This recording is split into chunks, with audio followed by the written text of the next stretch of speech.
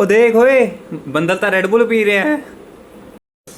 Hi guys, welcome to our channel SmartSpy Gamers. So today we are back with a new vlog where we will hike from Katra to Vaishno Devi. तो अब हम पहुंच चुके हैं कटरा से बाणगंगा और वैष्णो देवी की चढ़ाई यहां से आरंभ होती है। क्योंकि चढ़ाई काफ़ी लंबी थी तो बीच बीच में हम लोगों ने कुछ ब्रेक्स ले लिए और यहाँ पे भी हम एक जगह रुके थे। यहाँ हम रुके थे ताकि थोड़ी सी पेट पूजा कर ली जाए, तो थोड़े बहुत स्नैक्स हमने यहाँ खा लिए थे और फिर हम बैठ के यहाँ के व्यूज़ का थोड़ा सा मज़ा ले रहे थे। और ये आप देख सकते हैं हमारा स्टार्टिंग पॉइंट, और आपको कटरा की लाइट्स भी दिख रही हैं। शाम का थोड़ा सा टाइम हो रखा था और थकान भी काफ़ी ज़्यादा हम सबको महसूस हो रही थी, बट ये सब व्यूज़ देख के ही हम थोड़ा बहुत अपने आप को सेट कर रहे थे और यहाँ आप हम सबको देख सकते हैं। और फिर ऊपर से हमें यहाँ शानदार कटरा का एक नज़ारा देखने को मिल गया। इसके बाद हमारी सारी थकान दूर हो गई और फिर से ऊपर चढ़ने का हम सब में जोश भर गया था। ओ देख ओए, बंदर तो रेड बुल पी रहे हैं। और हमें ये भाई साहब वहाँ रेड बुल पीते हुए मिल गए। फिर हम अर्धकुंवारी तक पहुँच गए। करीब 2.5 घंटे में बाणगंगा से अर्धकुंवारी तक पहुँचे और यहाँ आकर हमने गुफ़ा में जाने की पर्ची ले ली, लेकिन भीड़ ही इतनी ज़्यादा थी कि देख के ऐसा लग रहा था हमारा नंबर फ़िलहाल तो 2-3 दिन तक नहीं आएगा। तो हम लोगों ने सोचा कि थोड़ा सा यहाँ आराम करते हैं और फिर आराम करने के बाद यहाँ से निकला जाए और आगे चलकर कहीं और हम भोजन कर लेंगे। फिर यहाँ से हम जो छोटा रास्ता है ये भवन तक जाने का, उसके ऊपर चल दिए और इस गुफ़ा में भी आप देख सकते हैं लोगों ने अपने सोने का इंतज़ाम कर रखा है। तो जिस इंसान को जहाँ जगह मिल रही थी वो वहाँ जाके अपने सोने का इंतज़ाम कर रहा था और अपना रैन बसेरा बना रहा था, क्योंकि आपने पीछे ही देखा है कि काफ़ी ज़्यादा भीड़ थी तो लोगों को शायद सोने के लिए जगह नहीं मिल रही थी। तो जहाँ पे भी जिसको जगह मिली उसने वहीं अपने पैर पसार लिए और वहीं सो लिया। तो जैसे ही हम उस गुफ़ा के बाहर निकले हमें यहाँ काफ़ी सारे बंदर ऊपर चढ़े हुए मिले और ये सब वहाँ सो रहे थे।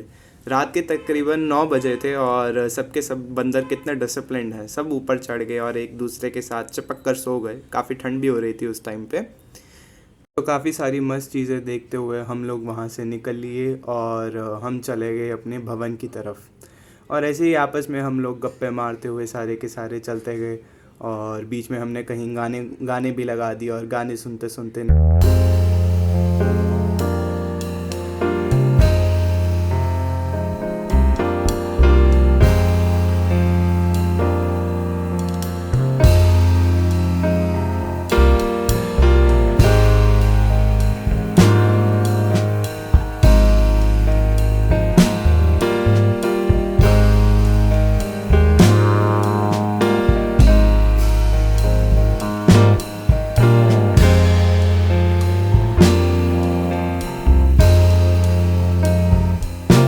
पहुंच गए भवन में अपने मंजिल की ओर चलते चलते ऐसे ही। और वहाँ जाके हमने देखा कि काफ़ी ज़्यादा भीड़ हो रखी थी, काफ़ी रश था। तो और अनाउंसमेंट भी की जा रही थी कि जिन्होंने दर्शन कर लिए वो फटाफट अपने यहाँ से निकल सकते हैं। तो हमने भी फटाफट दर्शन किए और हम भी वहाँ से निकल गए भैरव घाटी की ओर। फिर दर्शन करने के बाद हम सब ने एक अपने आपस में फ़ोटो भी खींच ली और यहाँ देख सकते हैं आप सर पे टीके लगे हुए हमारे। फिर हम निकल लिए ऊपर भैरव घाटी की ओर और काफ़ी सुहावना मौसम हो रखा था, काफ़ी ठंडा मौसम था उस टाइम पे। और ऊपर ये वहीं भैरव घाटी का नज़ारा है, आप देख सकते हैं एकदम हम बादलों के साथ थे और ये जो एलईडी की लाइट पड़ रही थी उससे बादलों का रंग भी अलग अलग हो ही जा रहा था और काफ़ी सुहावना लग रहा था ऐसे देखने में। फिर हमने वहाँ भैरव घाटी पर ऊपर दर्शन करे और वहाँ अपने पेट पूजा करी। फिर 2 घंटे आराम करा और तकरीबन रात के 3:30 बजे के आसपास हमने सोचा कि अब उतरा जाए। तो फिर हमने उतरना शुरू कर दिया और पूरे रास्ते अर्धकुंवारी तक हमने ऐसे ही बादलों के बीच में सैर करी। और मुंह पर चलते चलते वहाँ पे उस टाइम हमारे पानी की फुहार सी गिर रही थी, क्योंकि हम बिल्कुल बादलों के साथ साथ चलते रहे पूरे रास्ते में। और जैसा कि आप यहाँ देख सकते हैं कि कुछ लोग जो है वो यहाँ रेनकोट पहन रहे हैं, तो अपने आप को इन पानी की फुहार से बचाने के लिए और थोड़ी बहुत ठंड से बचने के लिए हर कोई अपने अपने उपाय कर रहा था। और काफ़ी उस टाइम ठंडा ठंडा सा महसूस हो रहा था और कपड़े भी हम लोगों ने सर्दियों वाले कुछ स्वेटर से पहन लिए थे क्योंकि ठंड लग रही थी काफ़ी। फिर अगला स्टॉप हमारा सांची छत आया और यहाँ पे भी हम रातों रात ऐसे ही बादलों के बीच में यहाँ तक पहुँच गए और यहाँ बैठ के हमने थोड़ा सा आराम करा और कुछ खा पी लिया। और फिर उसके बाद हम लोग आगे अर्धकुंवारी तक के लिए निकल लिए। फाइनली हम करीब 6 बजे के आसपास अर्धकुंवारी तक पहुंच गए और यहाँ आते ही इतनी ख़तरनाक बारिश शुरू हो गई जैसे हमने सोचा भी नहीं था कभी। और ये ग्राउंड शायद ही कभी आपको खाली मिला होगा अर्धकुंवारी का।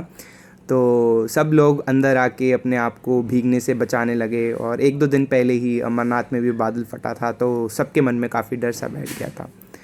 तकरीबन 2 घंटे इंतज़ार करने के बाद हमने सोचा कि अब नीचे चला जाए, क्योंकि पहाड़ों पर पता नहीं होता कब लैंडस्लाइड हो जाए।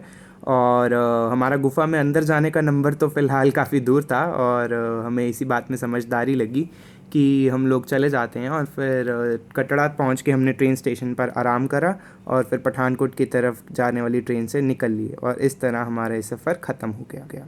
अगर आपको हमारी ये वीडियो पसंद आ रही है तो हमारा चैनल को स्मार्ट स्वे गेमर्स को सब्सक्राइब करें, वीडियो को लाइक करें और शेयर ज़रूर करें। Thank you.